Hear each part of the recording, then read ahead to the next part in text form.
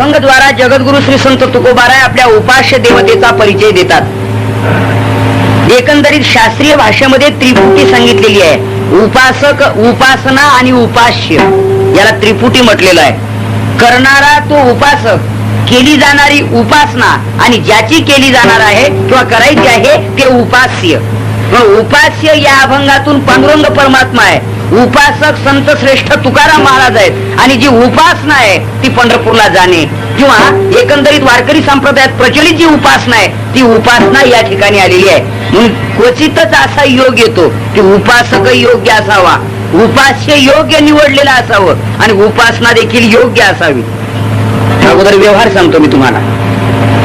क्वचितच असा योग येतो की वाढणारा उदार असावा, जेवणारा निरोगी असावा आणि स्वयंपाक उत्कृष्ट असावा. त्याचं वर्णन आज करत नाही कारण एकादशी आहे म्हणून, आहे की नाही. हे जसं थोडक्यात ज्ञानेश्वर महाराजांनी वर्णन केले, सुगरणी आणि उदारे, रसज्ञ आणि जेवणारे, हा योग जसा क्वचित येतो, बहुअंशी एकमेकाचा मेळ बसत नाही असाच योग येतो, तसा आहे उपासक, उपासना आणि उपास्य ही त्रिपुटी जमून येणं हा योग क्वचित प्रसंगी येतो. नाही तर एखादा उपासक चांगला असतो तर उपास्य योग्य नाही, उपास्य योग्य आहे तर उपासना योग्य नाही. शास्त्राच्या भाषेतून बोलू का, ज्याला साधनाचं ज्ञान म्हणतात ती उपासना, ज्याला साध्याचं ज्ञान म्हणतात ते उपास्य. उपास्याचंही ज्ञान असावं आणि उपासनेचंही ज्ञान असावं. म्हणजे ज्ञानपूर्व भक्ती म्हणजे उपासनेचं ज्ञान आणि ज्ञानोत्तर भक्ती म्हणजे उपास्याचं ज्ञान. ही शास्त्रातल्या प्रक्रिया आहेत. अर्थात तात्पर्य असं आहे की जे करायचंय त्याचंही ज्ञान असावं आणि कोणाकरता करायचंय त्याचंही ज्ञान असावं. कुठं उतरायचं हेही कळावं, कोणत्या गाडीत बसावं लागतं हेही कळावं. या दोन्ही गोष्टी कळल्या पाहिजे ना. नाही तर तिकीट काढलं पण कुठं उतरायचंय तपासच नाही, गेला पुढं निघून. किंवा तिकीट काढलंय उतरायचंय कुठं माहितीये पण कुठं कशात बसावं याचंच ज्ञान नाही. व्यवहारात अशा अनेक गोष्टी आपण ऐकतो. कधीच घर न सोडणारा माणूस, लोकांनी त्याला खिजवून एके दिवशी त्यांनी घर सोडलं. म्हणलं काय रे, घर कोंबड्यासारखा, घराच्या तालुक्याच्या बाहेर तुला काही माहितीच नाही. म्हणजे आम्ही 4 धाम यात्रा करून आलो. म्हटले मग, अरे इतका मोठा पैसा असून उपयोग काय, याला थोडासा राग आला. चला म्हटलं मुंबईला नाही तर कुठं तरी गेला, पण कधी माहितीच नाही ना. रेल्वे स्टेशनला गेला आणि खिडकीच्या त्या ते तिकीटदाराच्या समोर उभा राहिला आणि 5 रुपयाची नोट दिली, मला 1 तिकीट द्या. त्या तिकीट मास्तरने विचारलं की तिकीट द्या हे बरोबर आहे पण कुठलं. तो मला तिकीट मागतोय तिकीट. तो म्हणला मी पहिल्यांदाच ऐकलंय की कान माझे बहिरे नाहीत परंतु पाहिजे कुठलं. यांनी त्याच्यावर पुन्हा मात केली. तुम्हाला तिकीट कुठलं लागतं हे जर तुम्हाला कळत नाही तर तिकीट मास्तर तुम्हाला कोणी केलं. म्हणजे मला तिकीट कुठलं लागतं हे जर तुम्हाला कळत नाही तर तुम्ही तिकीट मास्तरच कसली. मग त्यांनी विचार केला की याच्या मेन डीपीवरचा एक फ्यूज गेलेला दिसतोय. तर याला हेही कळत नाही की तिकीट यांनी सांगायचं का माझ्या मनाने ठरवायचं. अरे इथे तिकिटाचा स्टॉक आहे, पूर्ण खोली भरलेली आहे तिकिटाने. पण तुला कुठला पाहिजे हा प्रश्न तुला माहिती पाहिजे ना. मग त्या तिकीट मास्तरने विचार केला की असा आणि बहुअंश असंच आहे, बावळटाचा पैसा तो उचल्यांचा खुराकच समजा. त्यांनी सांगितलं की अरे आता माझ्या लक्षात आलं तुला तिकीट कुठलं पाहिजे पण 5 रुपयात मिळते. कोणी सांगितलं 100 रुपये. मग असं बोला की. मग 100 रुपये काढले त्याच्या हातात दिली. त्या तिकीट मास्तरनी केलं काय की 100 रुपयाची नोट गल्ल्यात टाकण्याची खिशात टाकली आणि कचऱ्यात पडलेलं तिकीट उचलून घे जा. कळलं तुम्हाला. म्हणजे काय कुठलं तिकीट काढावं याचंही ज्ञान नाही, कोणत्या गाडीत बसावं याचंही ज्ञान नाही. तिकीट मास्तरला विचारलं का कुठं बसू मी, 6 नंबरच्या प्लॅटफॉर्मवर. गाडी कशी काय असते आता बरं आहे का. त्यांनी सांगितलं काळी काळी असते धूर सोडते ती गाडी. म्हणजे पूर्वी ते कोयला मशीन असायचं ना, ते इलेक्ट्रिक पॉवर सोर्स मशीन आता निघालं इंजिन वगैरे. मग त्यांनी लक्षण सांगितलं हा आपला रस्त्याने चालला त्या प्लॅटफॉर्मवरून दादरा पास करून. काळी काळी असते धूर सोडते ती गाडी, काळी काळी असून धूर सोडते ती गाडी. तेवढ्यात रेल्वे खात्यातच काम करणारा एक रेल्वे सर्वंट म्हणा, कर्मचारी म्हणा, त्याचा ड्रेसही काळा, रंगही बिचाऱ्याचा ओरिजिनल काळा. त्यातल्या त्यात कोळशातच काम करीत असल्यामुळे अजूनच काळा आणि त्यातल्या त्या सिगारेट बिडी ओढत चालल्यामुळे धुरही सोडायचा तो. याने विचार केला सुटली काय नो गाडी, कारण काळी काळी असते धूर सोडते ती गाडी. इथे ही दोन्ही लक्षणं जमत होते, धुरही सोडत होती आणि काळी आहे. याने मारली उडी तसा त्याच्या खांद्यावर जाऊन बसला पाठीवर. तो म्हटला मूर्ख बेअक्कली, काही अक्कल आहे पाठीवर बसतो. तो म्हणला खबरदार अजिबात बोलू नका, फुकट बसलो नाही, तिकीट काढले तिकीट. आता तो म्हणे तिकीट काढलं पण माझं का गाडीचं. तो म्हटला गाडीचं. मग मी गाडी आहे म्हणलं. मग तुम्ही गाडी नाही का सोडून, काळी काळी असते धूर सोडते ती गाडी. तिकीट मास्तरनी केलेलं लक्षण तंतोतंत जमतंय तुमच्यात, अर्थात गाडी आहे तुम्ही. मला एवढंच सांगायचं होतं तुम्हाला यातून, की कुठं जायचं याचंही ज्ञान नाही, कशात बसून जायचं याचंही ज्ञान नाही, म्हणजे साधनाचंही ज्ञान नाही, साध्याचंही ज्ञान नाही. असे तुम्ही आम्ही भरपूर जण आहोत. कोणाच्या नावाने भक्ती करतोय त्याचाही तपास नाही, भक्ती करतोय ती योग्य आहे की अयोग्य आहे, शास्त्र संमत आहे की शास्त्र बाह्य आहे याचाही तपास नाही. आपल्याला जमते तशी करतोय आपण. उपास्यही तसंच, उपासनाही तशीच, आणि त्याबरोबर फलप्राप्ती तशीच. विठ्ठल विठ्ठल विठ्ठल विठ्ठल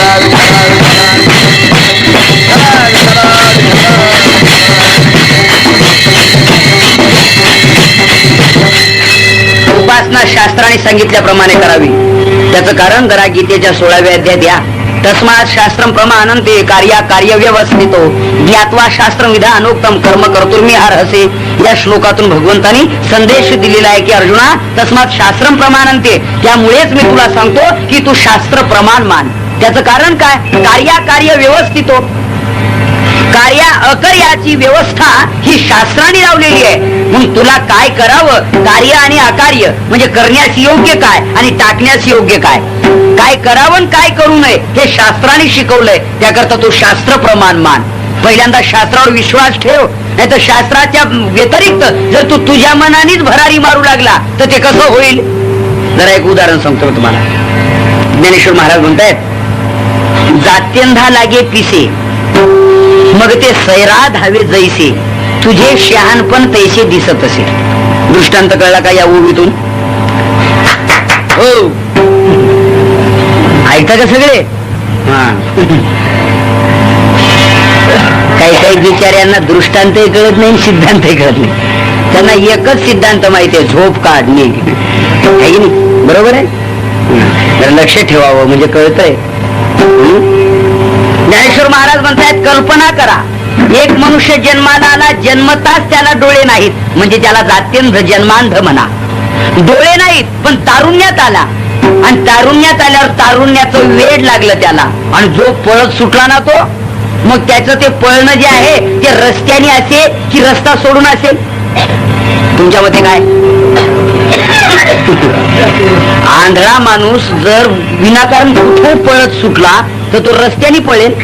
नाही. ज्ञानेश्वर महाराज म्हणतात, जात्यंधा लागे पिसे मग ते सैरा धावे जैसे. आणि जात्यंध माणसाला वेड लागल्यानंतर तो जसा स्वैरतेनं कोणीकडे पळू लागतो, तो रस्त्याने पळून नेमक्या गावाला जाणार नाही. तसं ज्याला ज्ञान नाही त्याची जी भक्ती आहे ना ती अशीच आहे, सैरा धावे जैसे.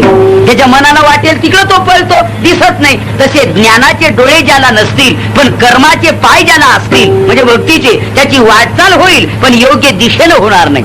अजून एक उदाहरण दिलेलं आहे. आंधळ्या गरुडाचे पाख हाती ते कवने उपयोगा जाते. आंधळ्या गरुडाचे पंख काय उपयोगी पडतील? ते आंधळ्या गरुडाचे पंख भरारी मारू शकतील, पण आंधळा असल्यामुळे त्याची भरारी आग्नीत पडणार नाही का? मी तुम्हाला अनेक वेळेला दृष्टांत ऐकवलाय, फक्त विषयापुरता पुन्हा डोळ्यापुढे आणा. प्रवास करणारे माणसं नावेत बसून पलीकडे जाण्यासाठी निघाले, पण नावाडी नाही पण नाव आहे. त्यांनी विचार केला की नाव तर आहे ना, नावाडी नसे ना का? दोघ जण ड्रायव्हर आणि दोघं क्लीनर झाले त्यातले. म्हणजे दोघांनी ते वल्ले का आवले म्हणतात तुम्ही त्याला नाव मारण्याचे. काय म्हणत असाल ते म्हणा, नाही तर काहीच म्हणू नका. म्हणजे जर माहिती असलं तर म्हणलं का आपलं. ते त्यांनी घेतले आणि मारायला सुरुवात केली. रात्रीचे 12 वाजेपर्यंत नाव चालली. तो रे आता शक्ती संपली, बलक्षीण झालोय आम्ही, आता असं करा आपण जरा तुम्ही पुढे या, आम्ही मागे जाऊ. म्हणजे ठीक आहे. ते पुढे आले, त्यांनी मारायला सुरुवात केली. खूप सकाळचे 6 वाजत आले. समोरचा काठ दिसू लागला. त्याला किती नदीचं अंतर पात्र किती मोठं आहे. 12 तास नाव चालली तरी अजून पलीकडे जात नाही. त्यातला एक म्हणतोय पलीकडे नाव जात नाही, हे दे सोडून, अगोदर मागचा काठ पाय किती सोडलाय नावेनं. म्हणून असं मागे वळून बघितलं ना तर वळून बघता क्षणीच नाव आपली 1 फूटभर सुद्धा जागा सोडली नाही हे त्या 4 जणांच्या लक्षात आलं. असं का व्हावं विचार करीत होते, तेवढ्यात नावाडी आला. नावाडी म्हटला, कुठले रे तुम्ही? नाही, कन्नड तालुक्यातले. कन्नड तालुक्यातले. कुठं चालले? कुठे गेलो तुम्ही? यात्रेला चाललो होतो. नावेत केव्हापासून बसला? सायंकाळच्या 6 पासून. म्हणे काय करतायत? म्हटले नाव हाकतोय, पण काय नाव हात ओळखते की काय कळत नाही. किती नाव पलीकडेच जाईना, जागा सोड. वेड्यांनो, नाव जागा सोडेल कशी? मी घरी जाताना ही नाव लिंबाच्या झाडाला पक्की बांधून मग जेवायला घरी गेलो. तुम्ही ती सोडलीच नाही. तिचा दोर बांधलेला तसाच ठेवला आणि तुम्ही खुशाल वल्ले मारून मारून आवले मारून मारून जाम झाले. कशी नाव पलीकडे जाईल? म्हणजे त्यांचं कर्म चालू होतं, पण जे करतोय त्याचं ज्ञान होतं का? नाव बांधलेली जर तशीच असली तर किती दिवस तिला वल्ले मारली म्हणजे नाव पलीकडे पोहोचेल? त्यांना हसू नका, तुमचं आमचं तसंच आहे. भक्ती रूपी नौकेचा प्रेम रूपी दोर संसार रूपी लिंबाच्या झाडाला बांधलेला तसाच राहिला आणि सत्कर्माचे वल्ले मारणं सुरुवात आहे. पण 57व्या वर्षी मागे उलटून बघितलं तर नाव तिथंच, अजून थोडी सुद्धा जागा सोडून पुढे गेली नाही. प्रमोशन मिळालं नाही, बढती नाही, अजून काहीही अनुभूती नाही. याचं कारण आहे कर्माचे डोळे ज्ञान ते शुद्ध व्हावे. ज्ञानेश्वर महाराज म्हणतात, बाबा अरे कर्माचे डोळे ज्ञान आहेत, ते जर निर्दोष नसतील तर त्याची क्रिया योग्य तऱ्हेनं होणार नाही. याला म्हणतात साधनाचं ज्ञान. विठाला विठाला.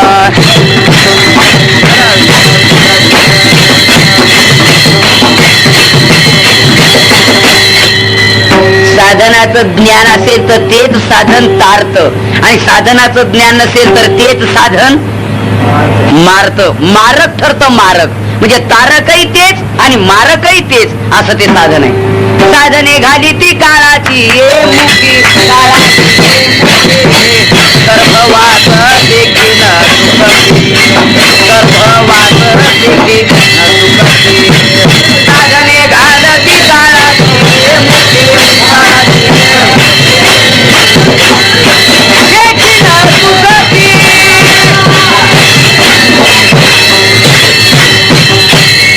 साधने घाली ती काळाची मुखी, गर्भवास शेखे न चुकते. महाराज म्हणतात साधने काळाची मुखी घाली ती साधन काळाच्या तोंडात नेऊन घालतात. साधनाचं ज्ञान नसेल तर गर्भवास शेखे न चुकते. शेवटी गर्भवास चुकवत नाहीत तर ती उलट गर्भवासात नेऊन घालतात. याचं कारण आहे साधनाचं ज्ञान नसणे. मग साधनाचं ज्ञान पाहिजे हा पहिला प्रकार. कोणतंही साधन त्या साधनाचं अवलंबन एकदा करू लागलो आपण की त्या साधनाचं ज्ञान पाहिजे ना. जर नसेल मग आपण देवापर्यंत पोहोचणार नाही. म्हणून पहिला प्रश्न साधन. जरा तुम्हाला दृष्टांत सांगतो एक दोन, म्हणजे ज्ञानेश्वरीतच असे काही दृष्टांत आले. आपण शास्त्रा वाचून केलेलं कर्म, म्हणजे शास्त्राने नेमकी उपासना कोणती सांगितली ती उपासना आपल्याकडून न होणं म्हणजे शास्त्रा वाचून केलेलं कर्म. मग ज्ञानोबा आहे त्याच्यावरती एक दोन तीन उदाहरणं सांगतायत. ते म्हणतात कल्पना करा, दूध वाढीता ठाव पावे ते उतोरी जाय स्वभावे. एखाद्या चुलीवर दुधाचं भांड ठेवलं, जाळाचं प्रमाण वाढलं म्हणजे दूध उतू जातं. मग दुधाचा नाश झाला, दुधाचा व्यय झाला, दूध आपल्या हातून गेलं, पण ते काही सत्कर्मात जमा झालं का? बर चुलीत पडलेल्या नंतर मग जर तुम्ही म्हणू लागले कृष्णार्पण, अशी काही माणसाला सवय आहे. गंगेत पैसे पडले कृष्णार्पण, राखेत दूध पडलंय आता ते पुन्हा चहाच्या उपयोगाचं नाही ना. कृष्णार्पण म्हणजे कृष्ण इतका वेडा आहे, कृष्ण एवढा लाचार आहे तुमच्या दुधासाठी. ज्याच्याकडे 9 लाख गाई आहे त्याला तुमच्या राखेत पडलेल्या दुधाची गरज आहे. म्हणजे तात्पर्य असं आहे की ते दूध गेलं पण उपयोगी पडलं नाही, पातेल्याच्या पातेलं गेलं. बर त्याच्या उलट त्यातला एकच कप भर दूध जर एखाद्या वारकऱ्यांच्या घरी एकादशीच्या दिवशी नेऊन दिला असतं की वारकरी वा आज तुम्हाला उपवास असेल, किमान एक कप का होईना एक दूध माझ्याकडून तुम्हाला मी देत आहे, तुम्ही त्याचा उपयोग करा, तर ते सत्कर्मात जमा झालं असतं, त्याचं पुण्य त्याला मिळालं असतं. म्हणजे शास्त्रा वाचून केलेलं कर्म कर्म होतं पण त्याचा मोबदला मिळत नाही. जरा त्याचं दुसरं उदाहरण सांगतो. मुलाचं बापाचं भांडण झालं, हो म्हणा, झालं असं समजा. भांडण झाल्यानंतर तो बाप म्हटला बस तू माझ्याशी भांडतोस ना, तुझ्या करता मी आतापर्यंत पंढरपूरची वारी केली होती, आता मी जातो ज्ञानेश्वर महाराजांच्या पालखी सोहळ्यात पायी पायी. तो गेला राग राग आणि ज्ञानेश्वर महाराजांच्या पालखी सोहळ्यात त्याने वाटचाल केली. त्याचा परिणाम एक एक पाय एक एक त्या माऊलीच्या रस्त्याने जर टाकला तर अनंत पुण्य प्राप्त होतं. पावला पावलात यज्ञ तयार होतो असं त्याचं वर्णन आहे. नाम घेता वाट चाले यज्ञ पाऊला पाऊले, नाम घेता वाट चाले. एक नाव घेऊन एक वाट चालीचा एक पाऊल टाकला तर पावला पावलात येत नाही, त्यांना पुण्य मिळालं पायी जाण्याचं. त्याच्या उलट बापाचं मुलाचं भांडण झाल्यावर मुलगा म्हटला मी 2 महिने तिकडच भटकतो, ते तिकडच भटकलं, जा इकडे जा तिकडे, फिरला तोही फिरला हाही, पण याची योग्य दिशेनं वाटचाल म्हणून पुण्य मिळालं. त्याचं फिरणं झालं पण पुण्य मिळालं नाही, दृष्टांत हा सिद्धांतासाठी आहे. तसं सत्कर्म जे केलं जातं त्याला शास्त्राची जोड पाहिजे. म्हणजे आपण जे करतोय ते योग्य आहे की अयोग्य आहे हे तुलना करून बघितलं पाहिजे. आपल्या मनानेच जर केलं तर कर्म होईल, पण त्या कर्माचं फळ पुण्य रूपाने मिळणार नाही. पहिल्यांदा साधनाचं ज्ञान एक. आता दुसरा प्रकार साध्याचं ज्ञान. आपण भक्ती कोणाची करतोय, तो कसा आहे, आपण केलेली भक्ती त्याला पोचते का, हीच त्याला भक्ती कारणीभूत आहे का, ही भक्ती त्याच्या आवडीची आहे का अनावडीची आहे, त्याला आवश्यक आहे की अनावश्यक आहे याचा विचार म्हणजे साध्याचं ज्ञान. तुमच्या आमच्या बाबतीत संतांनी एक प्रमाण सांगितले, शंख करीशी ज्याच्या नावे त्याचे नावाची नाही ठावे, त्याचे नावाची नाही ठावे. ज्याच्या नावाने आपण रात्रंदिवस शंख करतो ना, त्याचं नाव गाव याला काही माहिती. असं काय वेळेला घडतं. गतानुगती को लोको न लोको पारमार्थिक आव्हानुकालिक मात्रे कथम येताम्र भाजनम. शास्त्रकार म्हणतायत असं काही वेळेला घडतं. गतानुगती को लोको ते करतायत म्हणून हे करतायत, पण ते का करीत होते हा का करतोय तपासच नाही. मी मागे कधी कधी व्यवहारातलं उदाहरण तुम्हाला सांगितलं असेल. एकाचे वडील जरा खूप जाड होते, शरीराने स्थूल होते. ते जेवणासाठी पाटावर बसले की स्थूल माणसाचा काष्ण धोत्राचा ऑटोमॅटिक सुटायचा. तो जेवणासाठी त्या पाटावरती बसले की त्यांचा काष्ट असा सुटून जायचा. करता करता करता पुढे चालून ते वडील वारले. वारल्यानंतर तो मुलगा सोळ लावून जेवायला बसायचा, धोतर नेसून बसायचा. पण तो काय करायचा, तो पहिल्यांदा काष्ट हाताने सोडायचा आणि मग बसायचा पाटावर जेवायला. एक दिवस गेला, दुसरा दिवस गेला, तिसरा दिवस गेला. एक दिवस त्याचा मित्र त्याच्या भेटीसाठी आला. मला काय चाललंय, वडिलांच्या पश्चात याचं बघूया. बाळासाहेब कसं काय चाललंय, मला चांगलं चाललं. पण काय रे हे काय, हे काष्ट सोडला मग जेवायला बसला. पण आमचे वडील असंच करीत होते. वेड्या तुझ्या वडिलांचा सहज सुटत होता आणि तो मुद्दाम सोडून मग बसतो. म्हणजे ते का करीत होते, तू का करतो, पण गतानुगती को लोक त्यांचं पाहून यानी करणे. पण ते का करीत होते हे का करतायत याचा मेळच नाही. असं बहुअंशी जगात अशी अनेक उदाहरणं आहेत. बघा, आळंदी पंढरपूर सारख्या तीर्थक्षेत्राच्या ठिकाणी जर एखादे मोठे नामवंत कीर्तनकार असले तर त्यांना इकडून तिकडे जर कीर्तनासाठी जायचं ठरलं तर काही लोक दर्शनासाठी गर्दी करतात. मग त्यांनी दर्शन घेतलं, यांनी दर्शन घेतलं, खूप लोक दर्शन घेत आहेत. त्यांच्या बरोबर जे असतात ना सेवक वगैरे, ती गर्दी फाकून त्यांना तिथून लवकर काढतात, कारण त्यांना कीर्तनाच्या वेळेत तिथं हजर करायचं असतं. मग ती गर्दी फाकून त्यांना एकदा काढून घेऊन गेले. मग यांची चर्चा चालते, काय रे म्हटले काय, खूपच लोक पाया पडले आहे, मग तू, मग मी घेतलं पडून. तो म्हणे तू पाया पडला, पण कोणते महाराज होते, मला कोणाला माहिती कोण महाराज होते. अरे मग पाया कसा काय पडला, म्हणजे सगळेच पडत होते, आपणही घेतलं पडून. हा जो प्रकार आहे ना, गतानुगती को लोको न लोक पारमार्थिक, तसं साध्याच्या बाबतीत तसंच आहे. आपण ज्याची उपासना करतोय त्याचं ज्ञान आहे का जर विचारलं तर मोठा गहन असा प्रश्न आपल्या डोळ्यापुढे निर्माण होतो. म्हणून संत सांगतायत आपण ज्याची भक्ती करायची ना त्याचं पूर्ण ज्ञान पाहिजे. म्हणजे आपल्याला ओळख पाहिजे की तो कसा आहे, तो कशाने मिळतो, यापूर्वी या साधनाने तो कधी मिळालेला आहे का कोणाला, त्याची काही उदाहरणं तुमच्या जमेत आहेत का, आपण केली भक्ती देवाला आवडते का, भक्ती नाम परमात्मा स्वरूप कसं काय आहे याचं पूर्ण ज्ञान, याला साध्याचं ज्ञान म्हणतात. म्हणून साध्याचं ज्ञान आणि साधनाचं ज्ञान ही दोन ज्ञान असणं हे भक्तीमध्ये एक महत्वाचं लक्षण गणलं जातं. विठ्ठल विठ्ठल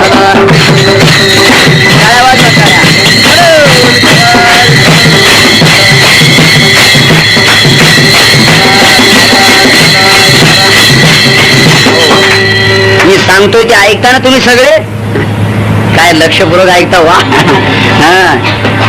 साधनाचं ज्ञान आणि साध्याचं ज्ञान ही दोन्ही ज्ञान सांगितले मी तुम्हाला. आता जगाकडे संतांनी बघितलं, जे उपासना करीत नाही त्यांचा प्रश्न सोडा, त्यांना ईश्वर प्राप्ती झाली काय, झाली नाही काय. आपण व्यवहारातले उदाहरण पाहतोच नाही. जो कष्टच करत नाही त्याच्या शेतीत पीक निघालं काय, न निघालं काय. पण एखादा फार आतोनात कष्ट करतो पण उत्पन्न काही निघत नाही, त्याच्याबद्दल थोडासा विचार. खूप अभ्यास करतो पण वार्षिक परीक्षेमध्ये 100 पैकी 0 भोपळा, त्याच्याबद्दल विचार. की अभ्यास तर करताना दिसतो पण पास झालेला दिसत नाही, मग विचार. तशी भक्ती तर करतोय पण ईश्वर प्राप्ती झालेली दिसत नाही, त्याच्याबद्दल विचार केलाय संतांनी की असं का व्हावं. वास्तविक नियम आहे. विठ्ठल विठ्ठल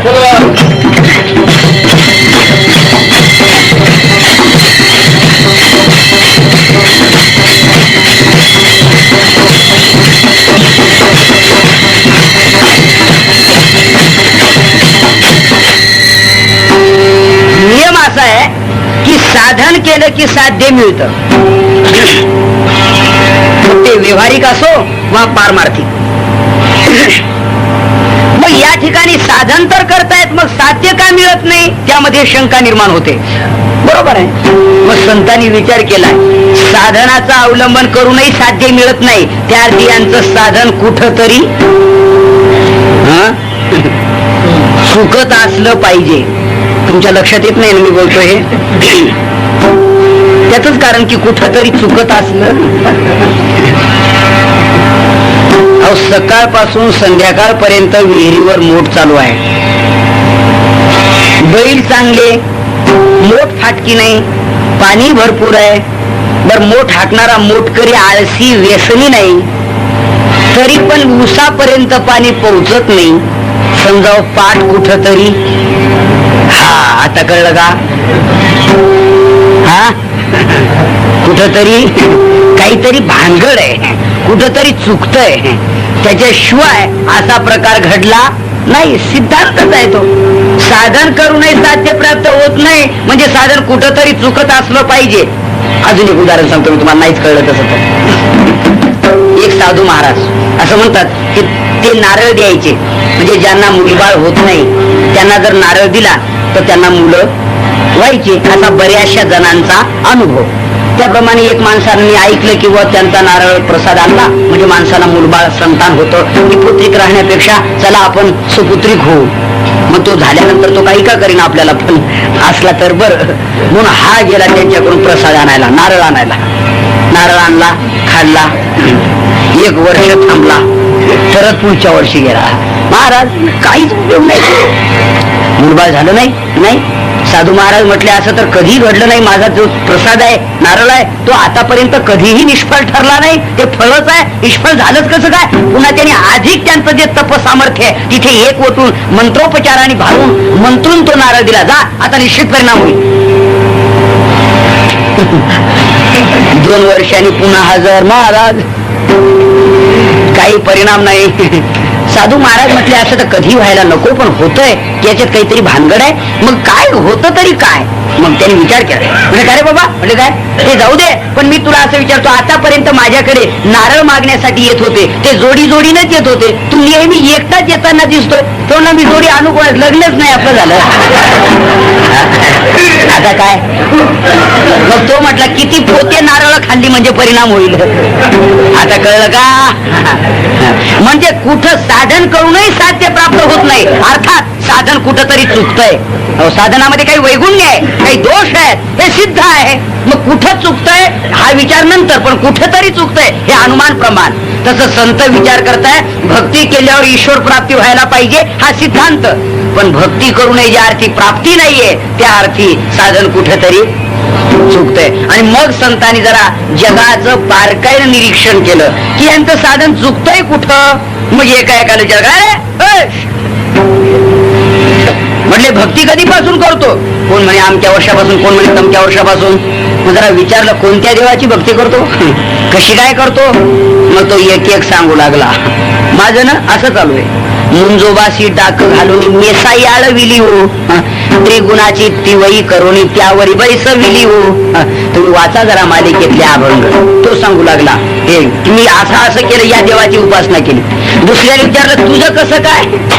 तो सांगू लागला, आई भवानी थोर जाणून तुझं म्या उपासिले हो, हाती परडी देऊन तिने मज भिकेसी लाविले हो, खुळा पांगळा करून आपणा जवळी बैसविले हो, उदो असतुते अरे फिरे घर घरे उतवावरे परी मज व्यर्थसीन वाटला, व्यर्थसीन वाटला तुझं म्या फुलवरा बांधिला, व्यर्थसीन वाटला तुझं म्या फुलवरा बांधिला. जय जगदंबे पूर्ण कदंबे जगदुधोदे देह तुझा अर्पिला, देह तुझा अर्पिला तुझं म्या फुलवरा बांधिला, तुझं म्या फुलवरा बांधिला. बस हे अभंग नाही तर तुम्ही म्हणाल बघले आता तुम्ही हे अभंग आहेत. अभंग जरा मंगळवारच्या अभंग देवीचं वर्णन करणारे. बरं, एक म्हणू लागला आमक, एक म्हणू लागला तमक, एक म्हणू लागला तमक. मी आमक्या देवाची, एक म्हणे आमक्या देवाची, एक म्हणे आमक्या देवाची. मग संतांनी ठरवलं हा इथंच भानगड. अरे तुम्ही ज्यांची उपासना करता त्यांच्याबद्दल तुम्हाला काही ज्ञान आहे का? शेंदरी हेंदरी दैवते शेंदरी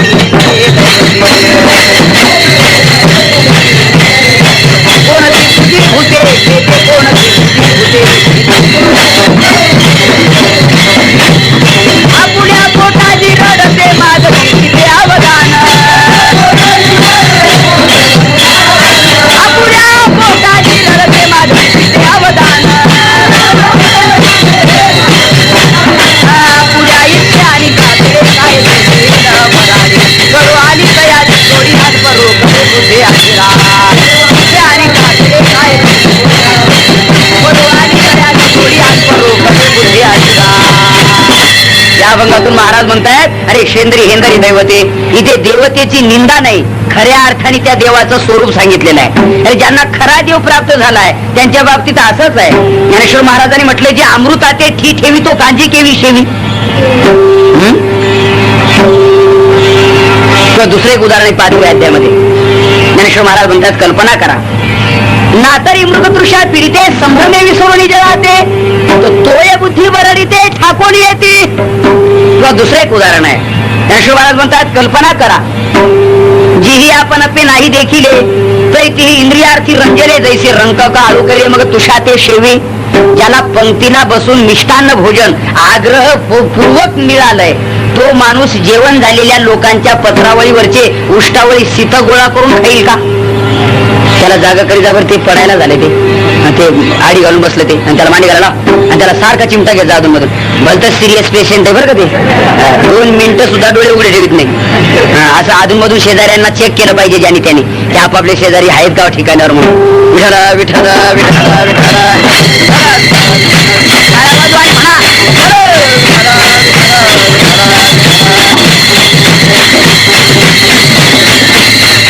कुठपर्यंत आलोय आपण? वस्तुस्थिती सांगितली ज्ञानेश्वर महाराजांनी. ज्याला पंक्तीत जेवण मिळतंय तो उष्टावळी खाणार नाही.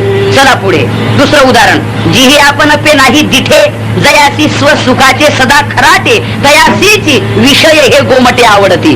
अरे तोच तिथे रममान होईल. मग दुष्यंतीच्या रमंतीचं पण महात्मा मात्र नतेशु रमते बुधा. ज्याला खरं सुख मिळालं आता तो या सुखात रममान होणार नाही. तसा खरा देव ज्यांना कळला तो सामान्य देवात भक्ती करण्यात वेळ घालवणार नाही. महाराज म्हणतायत जे देव एका परमात्म्याच्या अंशात हे संपूर्ण जगत आणि त्याच्यातला कितवा वाटा या देवाचा आहे सांगता येत नाही. तेच अपूर्ण नव्हे तेच आपल्या इच्छेच्या पूर्तीसाठी लोकांना पीडा देतात, खूप त्रास देतात, झाडाचे हाल करतात खूप. आता जे याचे शोधले पुरवण्यासाठी जे झाडाचे हाल करतात त्यांचे हाल कोण दूर करेल? काय ते निवृत्त करतील? कोणते पूजी होते की ते अरे ते स्वतःच अपूर्ण. जरा उदाहरण घ्या तुम्ही. उदाहरण असं आहे एका माणसाचा यात्रेमध्ये खिसा मारला गेला अशी कल्पना कर. तो दुसऱ्याकडे पळत गेला हो खिसा मारला हो चोरट्याने. तो म्हटला तुला मारला म्हणजे तुला खिसा होता तरी मला खिसाच नाही. आता सांगा तुम्ही याला असं वाटलं की आपला खिसा मारला म्हणून त्याच्याकडे जाऊन 5-25 रुपयाची तात्पुरती मदत घेऊ आपण घरी जाण्यापुरती तिकिटापुरते पैसे. तो म्हटला मी तिकीट म्हणजे मी खिसाच लावला नाही शर्टाला मग तो काय मदत देईल याला? असा प्रकार आहे. तसं या ठिकाणी ते देव त्यांच्या इच्छेच्या पूर्ततेसाठी आपल्याला पीडा करतायत. महाराज म्हणतात त्यांच्या पूजेत वेळ निरर्थकतेनं घालवणं आहे. त्याच्याकरता भक्ती विजय नावाच्या ग्रंथात एक कथा भाग आलेला आहे आणि तो सत्यस्थितीचा आहे. जरा ऐकून ठेवा आपण प्रत्येकाने.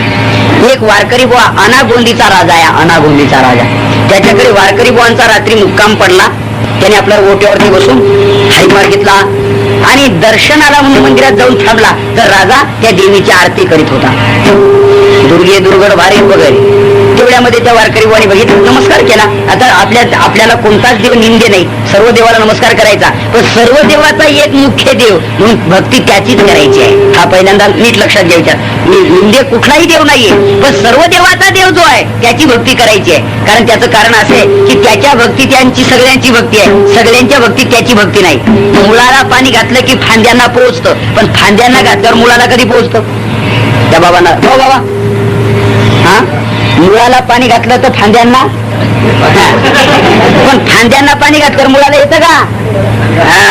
येणं शक्य नाही तर कसं येईल ते?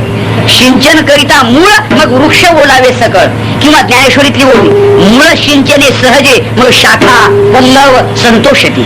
मुळाला पाणी घातलं की फांद्यांना जातं, फांद्यांना पाणी घालून मुळाला येणार नाही. तसं सगळ्यांचं जे मूळ आहे तो परमात्मा आहे. मग त्यांच्या भक्तीत बाकी ज्यांची भक्ती आहे केशवम प्रति गच्छते. एक तेव्हा देवीचा नमस्कार केला वारकरी बुवानी आणि बसले. तर राजाने आपलं ते आरती वगैरे महाप्रसाद वगैरे झाला आणि बाहेर आले तर वारकरी बुवा बसले होते. यांचा आपलं पंढरपूरला जात असताना तिथला मुक्काम होता म्हणून त्यांचे अभंग चालले होते. उदंड पाहिले, उदंड ऐकिले, उदंड वर्णिले क्षत्र महिमे, ऐसी चंद्रभागा ऐसे भीमातीर, ऐसा विटेवर देव कोठे, ऐसी चंद्रभागा ऐसे भीमातीर, ऐसे संत जन ऐसे हरिदास, ऐसा नाम घोष सांगा कोठे, ऐसी चंद्रभागा ऐसे भीमातीर. असे ते ठासून म्हणत होते वारकरी बुवा की अशी चंद्रभागा, असं भीमातीर, असं वाळवंट, असे संतजन, असे हरिदास, अरे असा विटेवर देव कुठं आहे. तेव्हा ते राजाला जरा जड गेलं. काय म्हणता वारकरी बुवा, माझ्या राजधानीत येऊन आणि माझ्या देवीच्या मंदिरात येऊन ते विठोबाचं वर्णन करता, देवीचं करा. म्हणजे बाबा तुझ्या दडपणाखाली देवीचा मार्ग, तुझ्याकडे काही मागायचं नाही, तुझ्याकडून काही आमचे मुलं सर्व्हिसला लावायची नाही, काही घेणं नाही आम्हाला. आम्ही एकाच देवाचे आणि अनन्य अशा प्रकारचे उपासक आहोत. यासाठी तुझ्या दडपणाखाली आम्ही देवाचं नाव देवीचं घेण्याची गरज नाही. तर राजा म्हणू लागला काय म्हणताय. म्हणलं राजे रागता येणार नाही. म्हणले काय, तुमची देवी आमच्या पांडुरंगाच्या दरबारात पंढरपुरात झाडलोट करण्याचं काम करते. आता सांगा राजाला काय आनंद वाटला असेल. बर अनु म्हटले अहो वारकरी बुवा जरा नीट विचार करा, आमच्या देवीच्या अंगावर संपूर्ण सुवर्णाचे अलंकार आहे. तो वारकरी बुवा म्हणे काय विचार करायला होता मला, हा सुवर्णाचे अलंकारच काय, आमचं पूर्ण पंढरपूर सुवर्णाचं आहे. तुमच्या देवीच्या अंगावर दागिने फक्त सोन्याचे आहे, आमचं पंढरपूर पूर्ण सोन्याचं आहे. मग राजाला मात्र चीड आली. राजा म्हटला वारकरी बुवा गाठ माझ्याशी आहे. जर तुमचं पूर्ण पंढरपूर सुवर्णाचं नसलं आणि तुमच्या पांडुरंगाच्या दरबारात आमची देवी जर झाडलोट करताना मला दिसली नाही तर तुम्हाला फाशीला देईल. राजाने सांगितलं, वारकऱ्यांनी सांगितलं ठीक आहे, पण तुझी देवी जर तिथं दिसली आणि पंढरपूर जर सुवर्णाचं दिसलं तर तो म्हणला आजपासून देवीच्या ऐवजी पांडुरंगाची उपासना करेल. ठरलं. वारकरी बुवान राजा बरोबर निघाला. आता वारकरी बुवांच्या मनात असं होऊ लागलं, वारकरी बुवा म्हटले मी तुझ्या भावनेच्या पोटी त्याला म्हणून गेलो, पण जर का पंढरपूर दिसलं नाही सोन्याचं की कत्तल करणार, किंवा ही देवी जर तिथे दिसली नाही तर मारणार. पण तेव्हा आमचा आत्मविश्वास आहे पंढरपूर सोन्याचा आहे, आमचा आत्मविश्वास आहे. अरे एकच देवी काय, अष्टमहासिद्धी ओळगतीद्वारी, अष्टसिद्धी तुझं झाडलोट करतायत, सर्व जगातले देव तुझं स्तवन करतायत हे आम्हाला माहितीये. इंद्रचंद्र महेंद्र यातेची पूजिती, श्रुती शास्त्र ही यातेची स्तविती. आत्मविश्वास आहे. पण राजाला दिसतंय का नाही काय सांगू, कारण राजा ते पाहणे इतका पुण्यवान पाहिजे ना. नाही तर हा देवळात गेला अन्यथा शरणम नास्ते त्वमेव शरणम मम, लगेच लक्ष बुटाकडे, त्वमेव शरणम मम तस्मात् कारुण्य भावेन रक्षी रक्षी परमेश्वर. कळलं का, माझा बूट तू रक्षण कर, रक्ष रक्ष परमेश्वर. असं जर म्हणून गेला तर याला देवी कशी दिसेल हो, पंढरपूर सोन्याचं कसं दिसेल हो. प्रश्न पडला. पण वारकरी बुवा निष्ठेनं म्हणू लागले देवा त्याच्या पुढचा एक, याचा अर्थ की राजा मला मारेल याच्या भीतीने मी तुझी विनंती करतोय असं नाही. म्हटले मग आम्ही कधीच मरणावर उदार झालोय. आकाशावर पडो पाहे जरी हे आकाशावर पडो पाहे, ब्रह्म गोळ भंगा जाय वडवानळ त्रिभुवन खाय, परी मी तुझीच वास पाहे गा विठोबा, न करी अनिकाचा पांगिला, नाम धारक तुझाची अंकिला. सप्तसागर एकवट होती जरी हे विरोनी जाय क्षिती, पंचमहाभूते प्रणय पावती, परी मी तुझाची सांगाती गा विठोबा, न करी अनिकाचा पांगिला, नाम धारक तुझाची अंकिला. हो वाटेल ते हो, मी भक्ती सोडणार नाही, मरणाला घाबरतोय का मी. पण लोक म्हणतील वारकरी या पंढरपूरचं ब्रीद धरून मरून गेला, पण तसं पंढरपूर नाही, असा तुझा अपप्रचार होऊ नये म्हणून याला दाखव पंढरपूर सोन्याचं आहे म्हणून. आणि खरंय मी व्यवहारात 1000 वेळा तुम्हाला उदाहरण सांगितलंय. हुशार बाई मालकाला कधीच म्हणत नाही मला असं पातळ आणा तशी साडी आणा. ती म्हणते फाटका असू द्या ना, तिरंगी झेंडा असू द्या ना, 10 ठिगळा असू द्या ना, अहो 100 गाठी असू द्या ना, मी येसायला तयार आहे, पण तुम्ही जरा लक्षात घ्या, तुम्हाला 4 चौघात नेहमी बसावं लागतं. लोक म्हणतील कोणाची रे मंडळी, म्हणजे रावसाहेब. काय अख्खं रे त्या रावसाहेब. आणि काय जर स्वतःच्या अंगावर नेट नोपाल कडक इस्त्रीचे कपडे आणि बाईच्या अंगावर फाटकं पातळ, असं तुम्हाला लोकांनी म्हणून नये वाटत असेल तर 500 रुपयाची पॉलिस्टरची साडी आणा, नाही तर आपलं काय म्हणणं नाही. सुशिक्षित पॉइंट आहे. कारण मी तरी फाटकं म्हटलोय, त्याला पुरावा आहे. तुका म्हणे नग्न भाज तरी ती लाज स्वामीसी, नग्न भाज ती लाज स्वामीसी. तसं देवा तू माझा स्वामी, मी तुझा रंग पाहता न दिसे वेगळी कर. मी तुझा, तू स्वामी आहे आणि मी तुझा रंग आहे. मग तुझं स्वामी पण राखण्यासाठी तू याला पंढरपूर सोन्याचं दाखव. मी मरणाला घाबरतोय म्हणून विनंती करतोय असं नाही. असं वारकरी बुवा आर्ततेनं देवाचा धावा करतायत. परिणाम काय दिसला तो ऐका. शिवेपर्यंत आले त्या पंढरपूरच्या आणि उंच जागेवर आल्याबरोबर एकदम हेच दिसलं. झळझळीत सोनं सळा, झळझळीत सोनं सळा.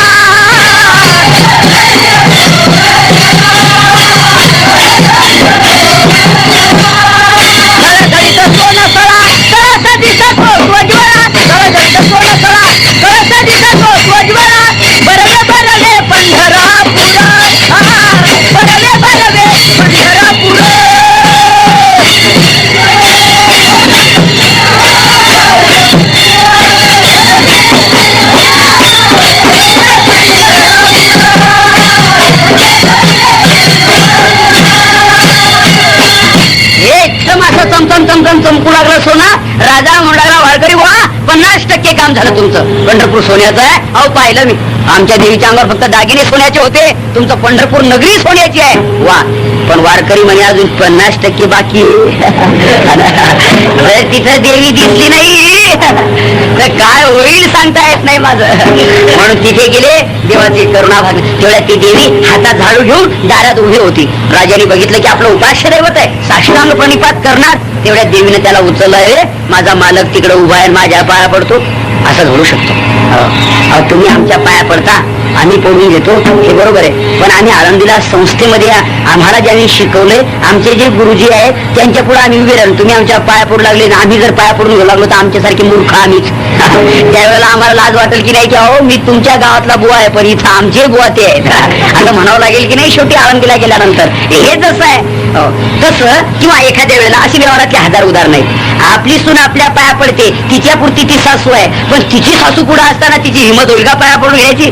अगं बेबी माझी सासू ती नाही का, असं आहे ते. तसा या प्रकारे त्या देवीने सांगितलं आमचा देव तिथे विटेवर उभा आहे. राजा तू माझ्या पाया पडू नको, त्याच्या पाया पड. त्यांच्या पाया पडला तर आमच्या सगळ्यांच्या पाया पडल्याचं आणि इथपर्यंत आणलं.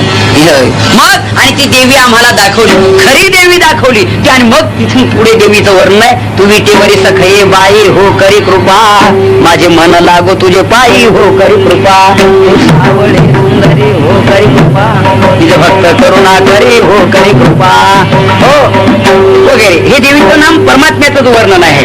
मग त्या देवाला पाहिल्यानंतर राजाचा जो वृथा अहंकार होता की आतापर्यंत माझ्या ज्या वेळेचा अपव्यय झाला आणि सर्व देवांचा देव आज मी पाहिला, तसं संत म्हणताय ज्यांना खरा देव कळलाय आता कोणती पूजी भूते खेते, भूते खेते कोण पूजी, ज्यांना कळलं नाही ते पूजी. विठाला विठाला विठाला विठाला विठाला.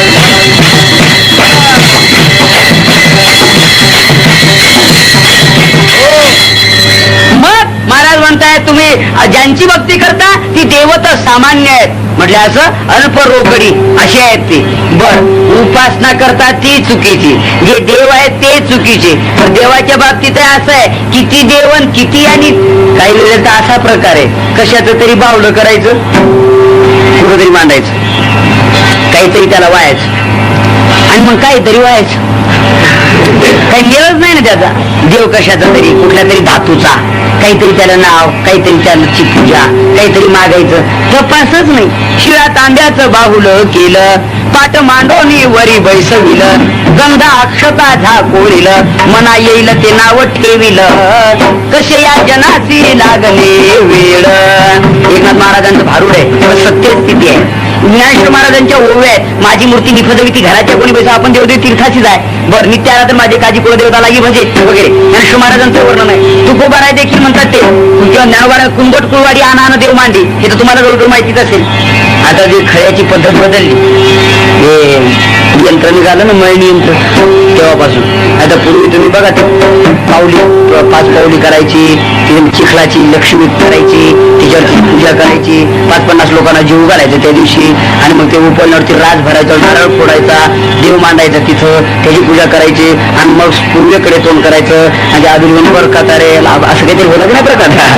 आता कसलं जळगाव भागात गेल्यावर तर तिकडे तर रोडवरच कंस टाकतात, बरकता नाही, लाभ नाही, खळं नाही, मेड नाही, बैल नाही, हात नाही, पाच नाही, काहीच नाही, काहीच नाही, जाऊ द्या असा प्रकार आहे. पण त्यावेळेला, पण या वर्षी राशीच्या वेळेला केलेला देव पुढच्या राशीपर्यंत शेतकरी कुठे ठेवत होता तो?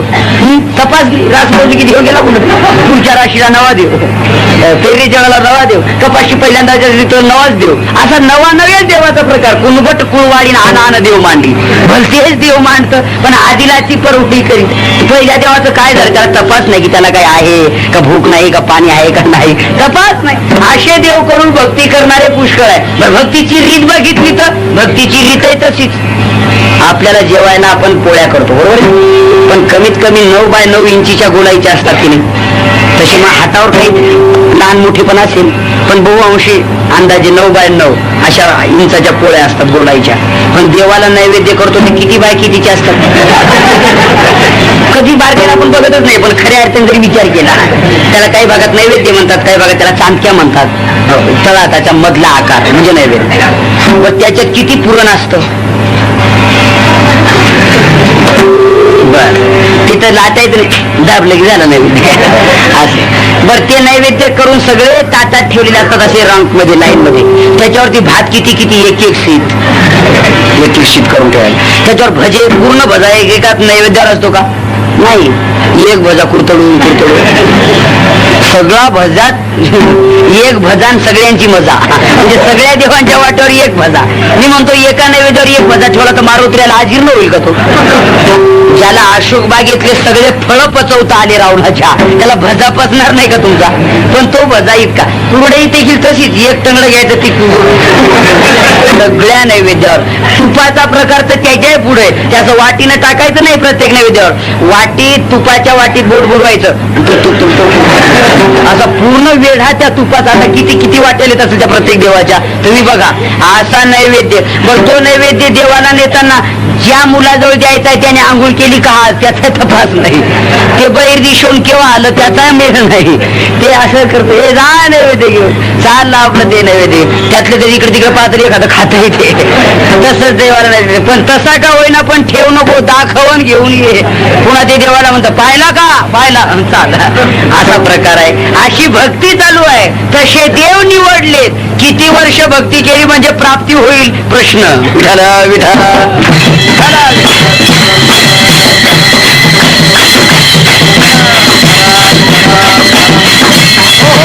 तेव्हा तुकोबारायांना लोकांनी विचारलं, तुकोबाराय आमच्या बाबतीत तुम्ही खंडन केलं, पण आता मंडन करा. मंडन, खंडन आणि मंडन कळतं तुम्हाला? नाही कळत तर बरं. खंडन याचा अर्थ करणं सोपं आहे, पण मंडन करणं अवघड आहे. खंडन म्हणजे काय? एखाद्या माणसाने सांगितलं, अजे भात स्वयंपाक जमला नाही, खंडन. पण ती बाई म्हणू लागली, असं करा, थोडस पिठलं करून पाहावं, आम्हाला काय येतं, मग गुपचूप खा. जर येत नसेल तर मग गुपचूप, म्हणजे मंडन करणं म्हणजे करून दाखवणं. पुन्हा बरोबर कसं आहे तो करणं, याला मंडन म्हणतात. तुमचं जमलं नाही हे खंडन कोणी करतं? जमलं नाही. मी आता यांना म्हटलं बाईला, बघा अजिबात जमला नाही, ते जर मला एखाद्या बोल वाजव, मला नाही वाजत, मग गुपचूप कीर्तन करा. मंडन करता येत नसेल तर खंडन करण्याचा अधिकार पोहोचत नाही. वेगळ्या वेगळ्या कुठल्याही क्षेत्रामध्ये घ्या तुम्ही, म्हणजे खंडन आणि मंडन जमलं पाहिजे तर जमतं ते. तसं तुकोबाराय लोकांना, म्हणजे लोकांनी तुकोबारायांना विचारलं, महाराज आम्ही देवतेची उपासना करतो, आमच्या उपासनेचं आणि आमच्या उपास्य देवतेचं तुम्ही खंडन केलं, पण आता मंडन करा की मग तुम्ही कोणत्या देवाची भक्ती करता आणि कोणत्या देवाची भक्ती करणं योग्य आहे त्याला म्हणतात मंडन. विठाला विठाला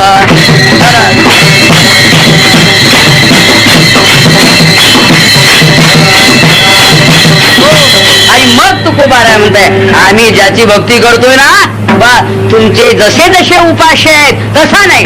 तैसा नव्हे नारायण, तैसा नव्हे नारायण, जगव्यापक जनार्दन, जगव्यापक जनार्दन.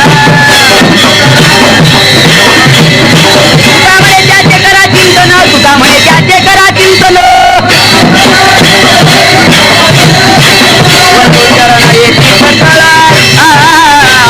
आपुल्या इथे आणि कापे, आपुल्या इथे आणि कापे.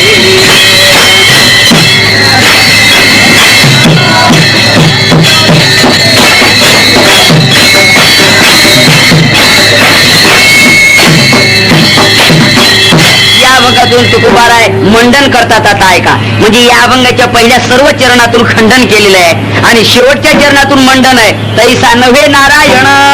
बर मग तो कसा आहे? जगव्यापक जनार्दन, तुका म्हणे त्याचे करा चिंतन, तुका म्हणे त्याचे करा चिंतन. परिणाम वंदू चरण येती सकळ. महाराज म्हणतायत त्याचं चिंतन करा. जो जगव्यापक जनार्दन असेल, नारायण ज्याचं नाव असेल त्याचं चिंतन करा. केलं तर वंदू चरण येती सकळ. तुमचे पाय नमस्कार करण्यासाठी सगळे लोक येतील. एवढा अधिकार त्याच भक्ती करण्यामध्ये आणि अधिकार प्राप्त होतो. हा झाला भाग. पण लोकांनी पुन्हा विचारलं तुकोबाराय आता आम्हाला कळलं की त्याची उपासना करायची आहे, पण तो राहतो कुठं ते सांगा. त्याचं वास्तव्य स्थान काय, त्याचा पत्ता काय, पूर्ण ऍड्रेस काय सांगाल की नाही तुम्ही? हो आम्हाला कळलं तर पाहिजे ना तो कुठला आहे, कुठं राहतो, कसा काय आहे. तेव्हा तुकोबाराय त्याचं वर्णन करताना महाराज म्हणतात आम्ही खऱ्या अर्थाने ज्याची भक्ती करतोय, ज्याचे दास झालोय, त्याचं वास्तव्य पंढरपुरात आहे. आम्ही ज्याचे दास, आम्ही ज्याचे दास, आम्ही जाते दास,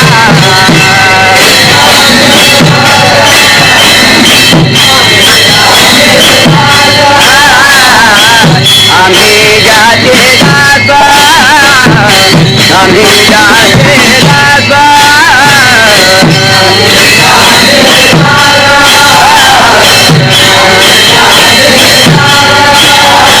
त्याचा पंढरी वास, त्याचा पंढरी वास. देवा काही देवा, देवा काही देवा.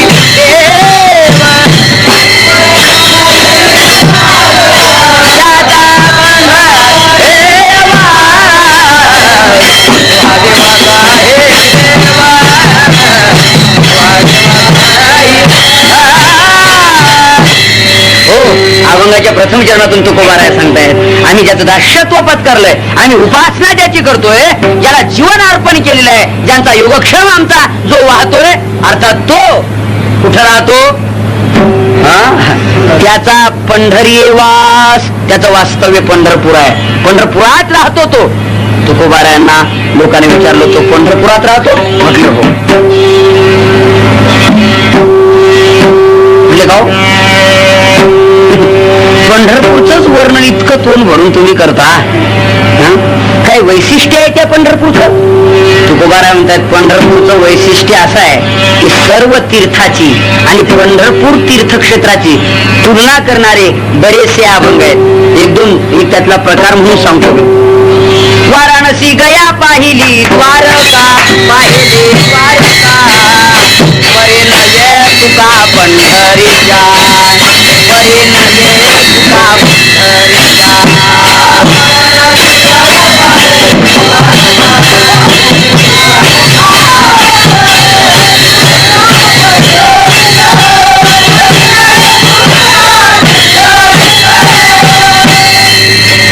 विशेष म्हणजे तुकोबाराय पाहिली म्हणतात. याचा अर्थ जे पाहिलंच नाही त्याच्याबद्दल निषेध करणं ते बरं नाही, असं करायला घडतं. बस तुमच्यासारखा पहिलवान जगात नाही. काय रे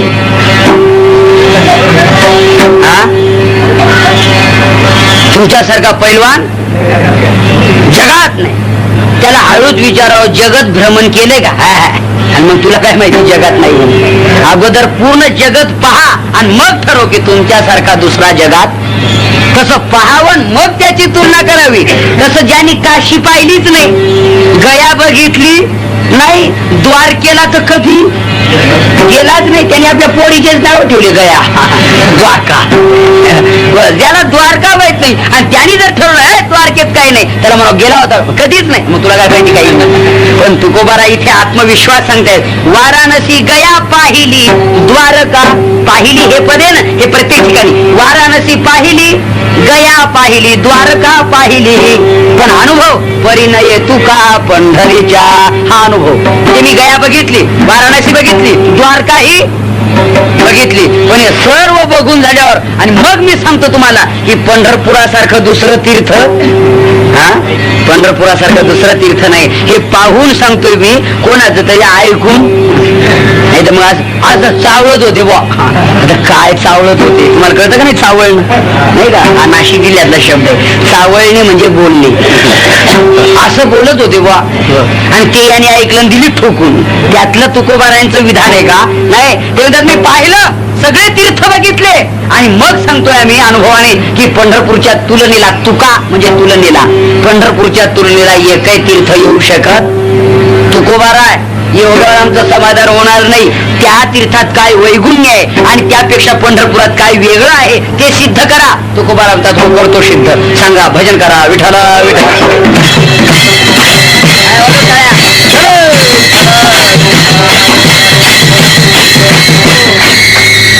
तुलना करताना तुकोबारा म्हणतायत. उदाहरण घ्या जरा. काशी आहे, काशी म्हणजे वाराणसी. वाराणसी माणसाला मोक्ष देते, जरा ऐकता ना तुम्ही सगळे. पण काशीत गेल्याने मोक्ष मिळत नाही. हा, काशीत गेल्याने मोक्ष मिळतो ज्यांना लागत असेल. कारण मी प्रत्येक बोलण्याला पुरावा सांगतोय. ज्ञानेश्वरीच्या 12व्या अध्यायात त्याला पुरावा आहे. मोक्ष देवनी उदार, ही ओवी लक्षात घ्या. मोक्ष देवनी उदार, काशी होय कीर, परी वेचने लागे शरीर तिये गावी. अरुणा, काशी मोक्ष देण्यात उदार आहे. ती माणसाला मोक्ष प्रदान करते. पण काशीमध्ये मरावं, काशीत गेल्याने मोक्ष मिळाला असता तर किती लक्झरी बसेस चालू आहेत आता. पूजा ट्रॅव्हल्स, अंबिका ट्रॅव्हल्स, आमका ट्रॅव्हल्स जातात, ऍक्सिडेंट होतं, मरतात, काही नाकातलं गळ्यातलं विकून परत येतात, असे काही प्रकार आहे. मग यांना सगळ्यांनाच मोक्ष का नाही? काशीत गेल्याने मोक्ष नाही, काशीत मरावं लागतं, तिथे मेल्याने मोक्ष मिळतो. मग तुम्ही म्हणाल, म्हणतो बरं आहे, चला उद्या मरण का होईना पण मोक्ष मिळतो ना. पण त्याच्या पुढे जाऊन सांगतो मी, काशीत मरणंही सोपं नाही. काही माणसं मरायला तिथं जातात पण नेमक्या वेळेला घरी येतात. एका माणसाने ठरवलं आपली तब्येत नेहमी बिघडते, रिटायरमेंट आहोत आपण, मुलगा ताब्यात कारभार सांभाळणारा झालाय, आपण त्याला काशीला जाऊन 1-2 वर्षात आता आटपून घेऊ, मरून मोक्ष मिळेल आपल्याला. गेला काशीत घर करून राहिला, बस मनीवर इकडून मागवायचा आणि तिथे व्यवस्थित, आता काम नाही, धाम नाही, चिंता नाही, तळमळ नाही, आणि तिथलं आरोग्य त्याला मानवलं, वातावरण मानवलं, सफरचंदासारखा पडला. तब्येत अशी स्ट्रॉंगच्या स्ट्रॉंग झाली एकदम. शर्टाचं कापड शिवताना शर्ट प्रत्येक वेळेला 2-2 इंच वाढायचं त्याचं माप, असा प्रकार झाला. शेवटी 10 वर्ष गेले. 10 वर्ष गेल्यानंतर एकुलता एक मुलगा होता घरी, त्याची तब्येत बिघडली. त्याने काढलेले तीर्थरूप दादांचे चरणी, वडिलांचे चरणी, चिरंजीव बाळासाहेबांना साष्टांग दंडवत पत्रास्कारण. आपण गेल्यापासून माझ्याकडे संपूर्णतः अनुकूलता आहे, पण आता अचानक प्रकृतीत बिघाड झाल्यामुळे बचेल की नाही याची शाश्वती नाही. तर दादा, आपण एकदा उभ्या पत्र पाहताच त्वरित येणे, भेट घेऊन त्वरित जाणे, कळावे आपला चिरंजीव आज्ञाधारक बाळासाहेब. असं कारण त्यांना गेलं. त्यांनी विचार केला, 10 वर्ष झाले मी ठणठणीत आहे, एकदा जाऊन भेटून येऊन मग मोक्षाला जाऊ. घरी आला होतो तो, घरी येईपर्यंत याची तब्येत सुधारली, त्याची बिघडली, तसंच गचकलं. काय पाहता, घरी येऊन गेलं. म्हणजे काशीत मरण्यासाठी देखील पुण्य पाहिजे, कोणी मरत नाही. काशीत जाण्यासाठी पुण्य पाहिजे, कोणी जात नाही. नाहीतर एकाने मरेपर्यंत पाप केलं, मरता पोराने ठरवलं की याच्या तोंडात देवाचं नाव आलं तर याचा उद्धार मोक्ष मिळेल. दादा म्हणा ना, श्रीकृष्ण गोविंद हरे मुरारे, हे नाथ नारायण वासुदेवा. पण वडील कसलं म्हणतो, तेवढा कसला आहे, बडबड लावू नका माझ्या पुढे. शेवटी मुलांनी युक्ती केली की याला युक्तीने आपण म्हणायला लावू. एक साखरेच्या पोत्याला थोडस छिद्र पाडलं, साखर तिथून सांडताना दाखवली की हा म्हणेल, अरे राम, त्या पोत्याला शिवा. म्हणजे मुलाचं नाव राम ते एक येईल आणि शिवा त्या पोत्याला म्हणण्यात भगवान शंकराचं नाव येईल. अशी गेली युक्ती. पण म्हातारं त्याच्याही पुढं परीक्षा देऊन उत्तीर्ण झालेलं होतं. त्यांनी सांगितलं तेच, पण मात्र दोन्ही नावं वगळले. अरे कार्ट्यांनो, पोत्याला टाचे मारा. रामय वगळला आणि शिवाय वगळला. आणि असं म्हणता म्हणता प्राण दिला, पण राम आणि शिव येऊ दिलं नाही. शेवटी पोरं अति धार्मिक होते. त्यांनी विचार केला याचं प्रेत का होईना आपण काशीला नेऊ. हाडे हाडे त्याच्यावर संस्कार होतील. येईल बुवा त्यावेळेला टॅक्सी एसटी काही रेल्वे काही खांद्यावरती आपलं राम बोलो राम राम बोलो राम हे लिंबाच्या पाल्या बिल्या त्याला बांधलं. जवळजवळ गेले हो. दुसऱ्या मुक्कामाला काशीत पोहोचणार होते हो. तिथं त्यांनी त्याला उतरवलं ना आंघोळीला गेले. तिथं जिथं उतरवलं तिथं एक रक्तपिते पडलं होतं जिवंत. ते हळूहळू हळूहळू जवळ आलं, त्याला सोडलं, खड्ड्यात टाकली. याने घेतलं झोपून त्याच्यावर आणि आडवे तिडवे दोर टाकले. ते पुढे आंघोळ करून आले, चारीचे चारी उचललं निघाले. हे तिथंच ते तिसरंच त्याच्यावर येऊन बसलं. आणि काशीमध्ये उतरल्यानंतर ते हळूच वरून म्हणते आली का काशी. तू एक पोरगा म्हणे याला काय वाचा आली काय माहिती काशीमध्ये. हे का पुन्हा म्हणतं घरी चला काय माहिती. म्हणला दादा काशी आली, पण काशीमध्ये आल्यावर तुम्हाला प्राण आला काय आमचं दैव. आता तुमच्या हाताने आम्ही पिंडदान करू, तुमच्या हाताने विधी करू, विधिदान करू, तुमच्या हाताने आम्ही गोदान करू, काही भूदान करू, काही कांचनदान करू आणि तुमचा पवित्र आत्मा इथे विसर्जन करू. तो म्हटला मी तुमचा बाप नाही, मी आमच्या गावचा रक्तपित्या. रक्तपिती आहे हो. मग आमच्या वडील त्या खड्ड्यात टाकले. हे परत जाईपर्यंत कुत्र्याने चिरून फाडून काय गिदाडाने डोळे फोडून. कारण हे होतच तसं गिदाडाच्याच लायकीचं होतं, कुत्र्याच्याच लायकीचं होतं. ते काशीत जाईल कसं. तर काशीत जाण्यासाठी देखील पुण्य, काशीत मरण्यासाठी त्याही पेक्षा पुण्य पाहिजे. सत्कर्म करणारा परोपकारी पुण्यात्मा पाहिजे, तर त्याला मरण येतं आणि मग मोक्ष मिळतो. पण तुकोबाराय म्हणतायत काशीत मेल्यावर मोक्ष मिळतो. पण आमच्या पंढरपुरात निसता कळस पाहिला पंढरपुरात विठोबारायांच्या मंदिराचा तरी मोक्ष मिळतो. तुका म्हणे मोक्ष देखील कळस, मोक्ष देखील कळस, हा नाश अहंकाराचा.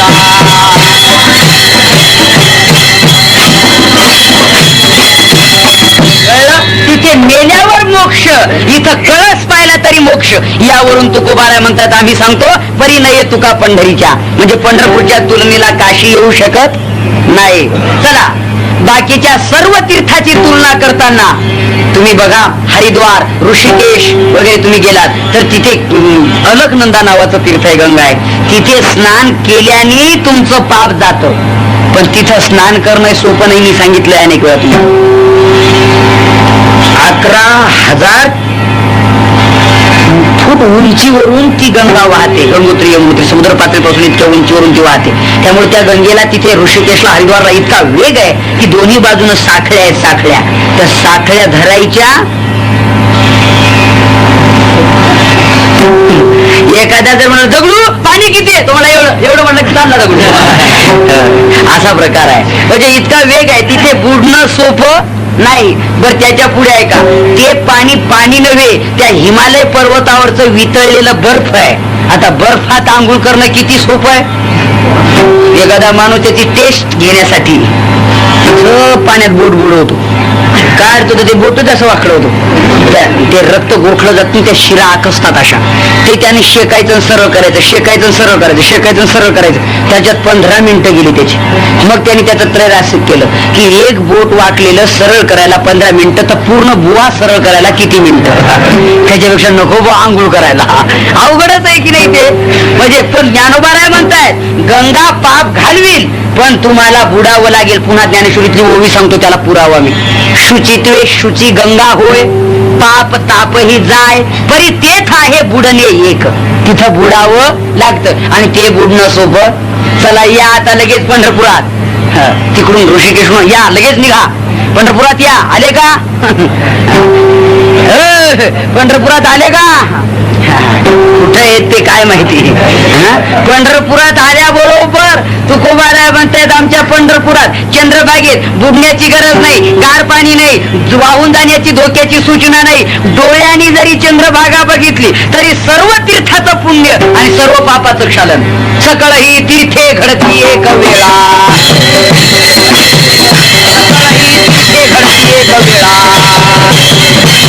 चंद्रभागा डोळा देखलेल्या.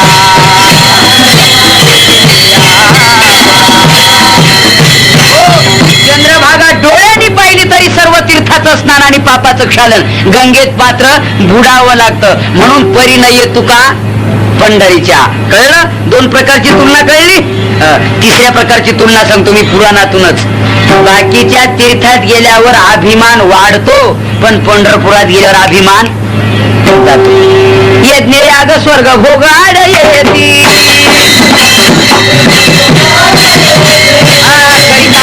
काम शोध खवळती,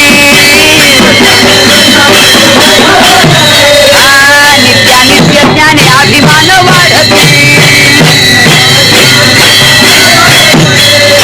करिता तीर्थाटने अहंकाराची प्राप्ती.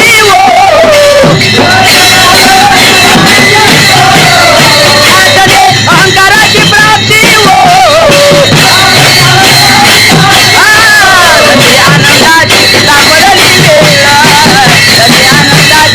आनंदाची सापडली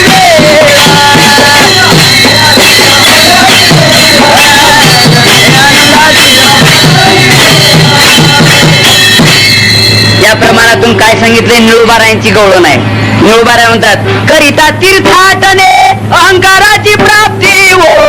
अरे बाबा, तीर्थाटने करिता अहंकार प्राप्ती. तीर्थयात्रा केली की अहंकार होतो, अहंकार अभिमान होतो माणसाला. किती अभिमान, किती अहंकार, फार मोठा अहंकार, फार मोठा अभिमान. आणि मग तुम्ही म्हणाल अभिमान, अभिमान अति घातक सांगितलाय संतांनी. तिळ मात्र जरी होया भेमान, तिळ मात्र जरी होया भेमान, तो समान भार देवा.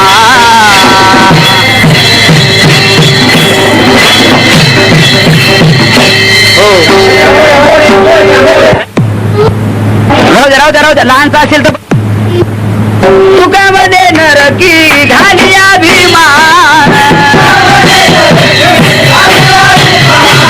तुकामध्ये नरकी घाली अभिमान, जरी होय ज्ञान गर्वताठा, जरी होय ज्ञान गर्वताठा.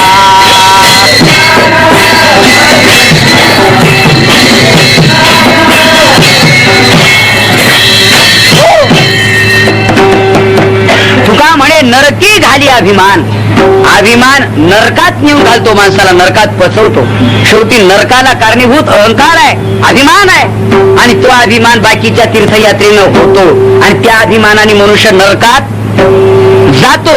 पण असा झालेला अभिमान नरकाला कारणीभूत असलेला तो जर घालवायचा असेल तर अशी एकच जागा आहे. उठा उठी अभिमान जायायचे स्थळ कोण, ते आपण धरीत घडी, ते आपण धरीत घडी. अभिमान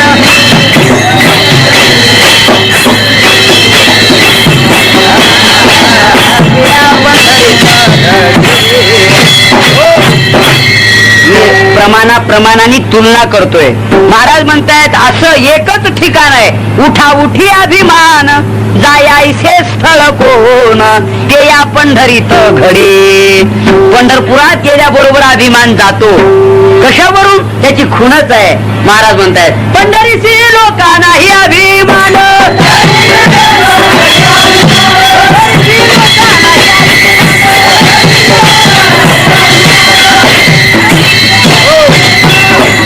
पाया काय वाजवताना तुम्ही कसं पंढरीशी लोकांना असं कसं वाजवता? अवसानात वाजवलं पाहिजे. एखाद्याची लागली काय पार पाया पडे जन एकमेका. पंढरपुरात गेलं की अभिमान नाही. कशावरून? लहान आहे की मोठा आहे त्याचा विचार न करता एकूण एकाच्या पाया पडतायत एकूण एक, हे अभिमान नसण्याचं लक्षण आहे. अभिमानी माणूस कोणाच्या पायावर वाकतच नाही आणि अभिमान रहित माणूस कोणाच्याही पाया पडल्याशिवाय. ज्ञानेश्वर महाराज म्हणतात तो लाटणे आयसा न लवे. लाटणं कळत ना तुम्हाला? नाही कळत. डोळ्या कशाने लाटतं तू आणि मग नाही कसं म्हणता? लाटणं मोडण वाकणार नाही. तसे काही माणसं मरतील पण वाकणार, शरण येणार नाही. ज्ञानेश्वर महाराजांचं म्हणणं आणि एका सुभाषितकाराचा श्लोक जवळजवळ साम्य आहे. ऐका. खळलिये तरुची शाखा ती सहजे भूमीशी उतरे देखा तैसे जीव मात्रा शिखा खालावती, ज्ञानेश्वर महाराजांची ओवी. आणि सुभाषितकाराचा श्लोक आहे की नमंती गुणिनो जनाहा नमंती फलिनो वृक्षहा सूक्ष्म वृक्षस्य मूर्खस्य न नमंती कदाचन. कळलं तुम्हाला? झाडाला फळ आलं तर ते झाड वागतं, तसा ज्ञानी माणूस नम्र होतो. पण वाळलेलं झाड किंवा वांझ झाड किंवा मूर्ख माणूस कधीच वाकत. सूक्ष्म वृक्षस्य मूर्खस्य न नमंती कदाचन, कदाचन न नमंती, तो कधीच नम्र होत नाही, तो ताठच्या ताठच. मग ताठ राहण्याचा परिणाम तुम्हाला माहिती. तुम्ही नदीच्या काठावर मोठमोठाले झाड ताठ असल्यामुळे वाहून जातात, पण नदीच्या पात्रात लो राहत. काय म्हणतात तुम्ही त्याला? हा, ते वागतं म्हणून किती पूर गेले तरी गडी जिथल्या तिथंच. कारण ते पूर आला का नमस्कार जा, ते ओव्हरटेक केली की हे पुन्हा अटेन्शन प्लीज, पुन्हा जसं तसं उभं राहत. असे कित्येक पूर पास करतं पण तिथंच. पण हे मोठे मोठे झाडं वाकतच नाहीत म्हणून पहिल्याच पुरात दुसऱ्याच पुरात. असाच प्रकारे नवीन मंत्री निवडून आले का ते जे शिपाई असतात ना त्याशी वाटतात, ते वाकत नाही मंत्री त्यांच्या पुढे. हा म्हणतो 14 महिन्यात जर नाही तुला घरी पाठवलं आम्हाला विचार. असे मंत्री न वाकणारे कित्येक जातात, पण शिपाई वाकल्यामुळे तेच असतात. तुम्ही बघा व्यवहारातलं उदाहरण सुद्धा, ते नेहमी नम्र असतात त्यामुळे शिपाई तेच. पण मात्र हे 14 महिन्यात घरी, असा प्रकार आहे. याचं कारण आहे की नम्रतेनं काय मिळतं. महापुरे झाडे जाते तेथे लव्हाळे वाचते, तेथे लव्हाळे वाचते. महापुरात झाडं जातात न नम्र झाल्यामुळे, आणि महापुरात लोहाळ वाचतो याचं कारण नम्र झाल्यामुळे. हा परिणाम. तसे महात्मे नम्र होत आहेत, तसा ज्ञाता नम्र होतो. तसं झाडाला फळ आलं की ते झाड खाली वागतं. हे वाकण्याचं लक्षणच आहे की अभिमान रहित असणे. नमिता मानाभिमान गळाले, नम्र होण्यात मानाभिमान नाहीसा होतो. तसा पंढरपुरात एकमेका जन पाया पडे, अभिमान गेल्याची ती खूण आहे. अजून प्रमाण सांगू तुम्हाला. वर्णाभिमान विसरले याचे, वर्णाभिमान विसरले याचे,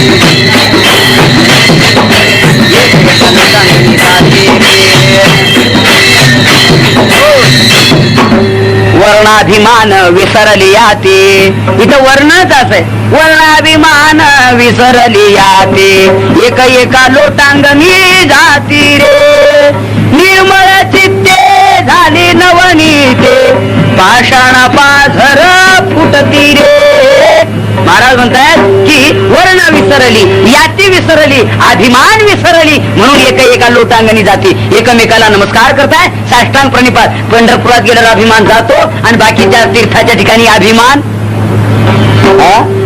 वाढतो, आणि म्हणून अभिमान जातो आणि वाढतो. हा फरक आहे. आणि त्यामुळे परिणय तुका पंढरीच्या. म्हणून महाराज म्हणतात पंढरपूरच्या तुलनेला बाकी एकही तीर्थ येऊ शकत नाही. त्या पंढरपूरचं वर्णन करताना फार वर्णन केलेले. असे सुदर्शनावरी म्हणून या विनाश पंढरी. जेव्हा नव्हते चराचर तेव्हा होते पंढरपूर, जेव्हा नव्हती गंगा गोदा तेव्हा होती चंद्रभागा वगैरे पुष्कळचं वर्णन आहे. या ठिकाणी महाराज म्हणतायत असं जे पंढरपूर आहे ना, पंढरपुराला वैकुंठ म्हटलंय. वैकुंठ. हो, जरा दुसरं प्रमाण तुम्ही ऐका. ते म्हणतायत नव जो म्हणते आम्ही वैकुंठाची देखील पंढरी रे. ज्यांनी पंढरी पाहिली ते वैकुंठाला जायला तयार नाही. नामदेवरायांनी पंढरपूर पाहिलं. नामदेवराय देवाला सांगतायत आम्हाला वैकुंठाला धाडू नको, पंढरपुरातच ठेव. पंढरी म्हणजेच वैकुंठ आहे आमचं. वैकुंठाशी आम्हा नको धाडू हरे. परमात्मा मध्ये राहिला पुंडलिक, या तिहीचे दर्शन प्राण्या नाही जन्म मरण, पुनरपी आगमन येथे बोलिलीची नाही. हे सगळं पंढरपूरचं वर्णन आहे. आड भीमाव आहे, देहात्मा तारावया पुंडलिक मध्ये आहे, आणि पहिलं थडे परमात्मा कमर हात ठेवून उभा आहे. यापेक्षा काय सांगावं त्या पंढरपूरचं महत्व. विठ्ठल विठ्ठल.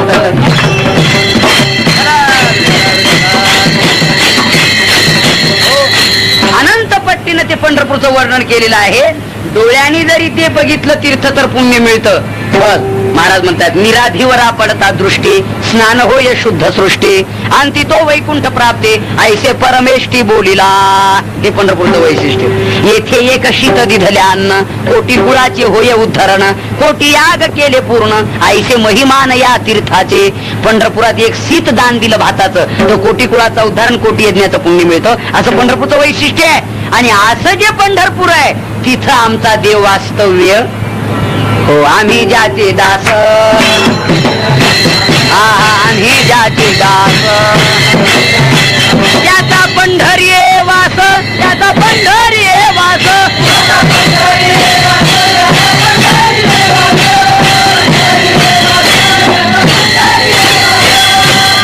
आम्ही ज्याचे दास आहोत ना त्याचं वास्तव्य पंढरपुरात आहे. अभंगाच्या फक्त पहिल्या चरणाचा विचार सांगितला आणि वेळ संपला. एकदा विठोबा रुक्माई म्हणा की तुम्हाला झोपायला लवकर आहे की नाही, पुण्यवान तुम्ही, लवकर तुम्हाला झोपायला वेळ मिळतो. एकदा पुरुषांनी वरती हात करा, सरळ सरळ सरळ. हा विठोबा रुक्माई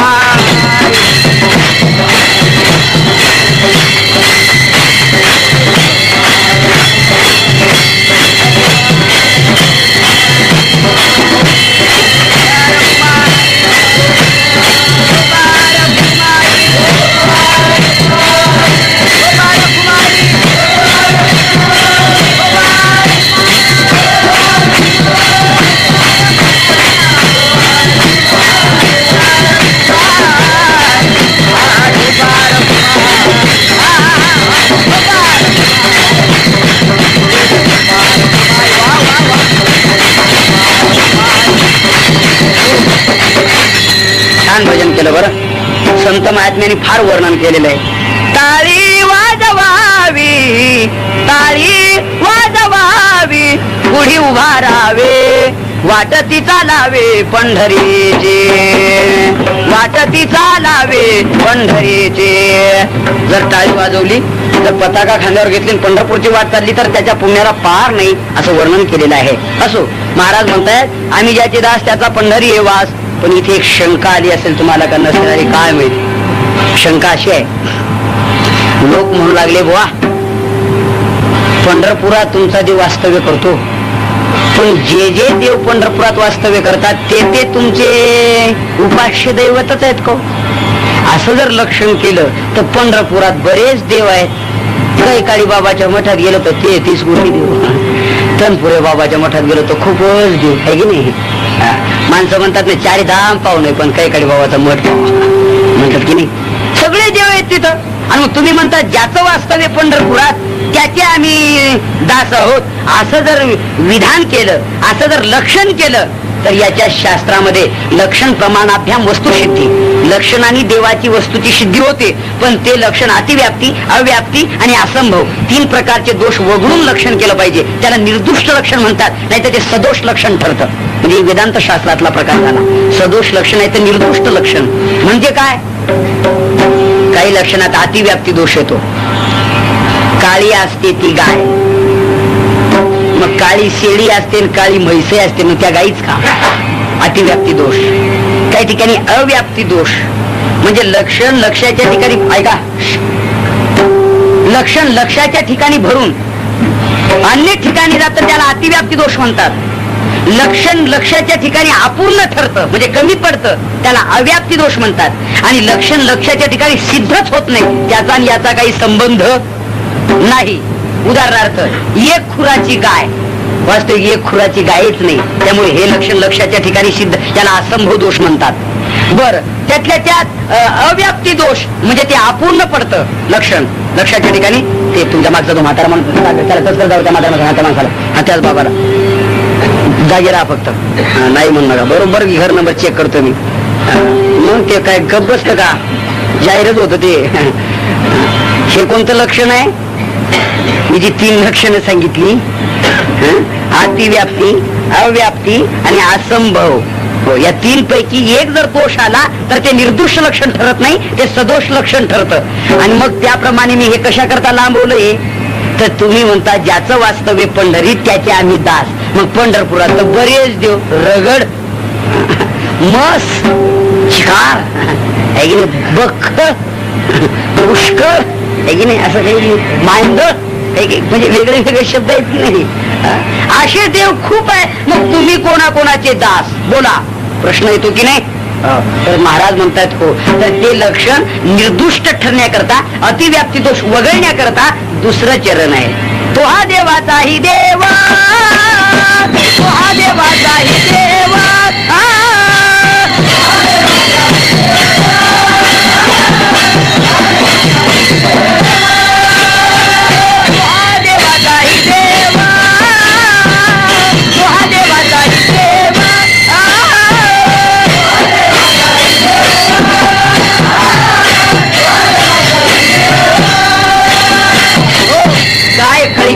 देव. महाराज म्हणतात तो हा देवाचाही देव. आता इथं मात्र अतिव्याप्ती दोष आला होता ना पहिल्या चरणात, तो उडून गेला, नाहीसा झाला.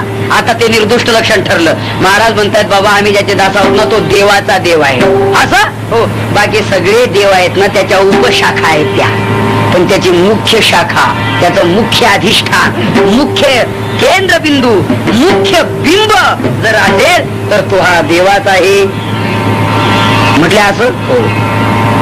इंद्राला इंद्रपद ज्यांनी दिलं, ब्रह्मदेवाला ज्यांनी निर्माण केलं, अग्नीला ज्यांनी तेज दिलं, सूर्याला ज्यांनी प्रकाश दिला, चंद्राला ज्यांनी शीतलता गुण दिला, वायूला चपलता ज्यांनी निर्माण केली, तो हा देवाचाही देव.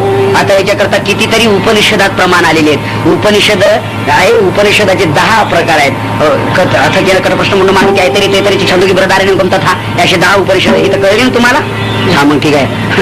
10 उपनिषदामध्ये केनोपनिषद आहे आणि केनोपनिषदामध्ये हा बराचसा मोठा कथाभाग आलेला आहे की तो हा देवाचाही देव, सर्व देवाचा देव कसा आहे. याकरता केनोपनिषदातला 1 मिनिटात भाग सांगतो. भजन करा विठ्ठला विठ्ठला.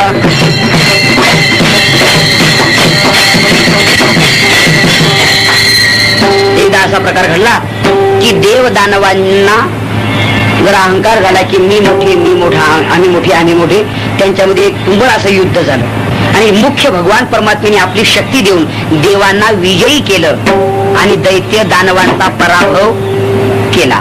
त्यांचा पराभव केला आणि यांचा विजय झाला. यांचा विजय झाल्यानंतर आपसामध्ये यांची चर्चा सुरू झाली. विजयी झालेल्या मंडळीची विजय यात्रा काढतात का नाही तुमच्याकडे. हा मग बरं. विजय यात्रा निघाली आणि मग एक सभा घेतली त्यांनी आणि त्या सभेमध्ये जो तो म्हणू लागला, कळलं मी होतो म्हणून. तो म्हणे मी होतो. अग्नी म्हणे मी होतो म्हणून तुम्हाला विजय मिळाला. अरे मी चालतच सुटलो सगळं सैन्य. वायू देवता म्हणे तू काय जाळतो पांगळा, जिथं टाकला तिथे चरतो बसतो. मी होतो तुला इथून उचलायचा तिथे मांडायचा. म्हणजे अग्नीला कोणीकडे न्यायचं तो प्रश्न कोणाचा आहे. शाबास, असं ऐकलं पाहिजे डोळे उघडून. वाऱ्याचा अरे मी होतो म्हणून विजय मिळाला. दुसरा म्हणे मी होतो म्हणून विजय मिळाला. पण खरा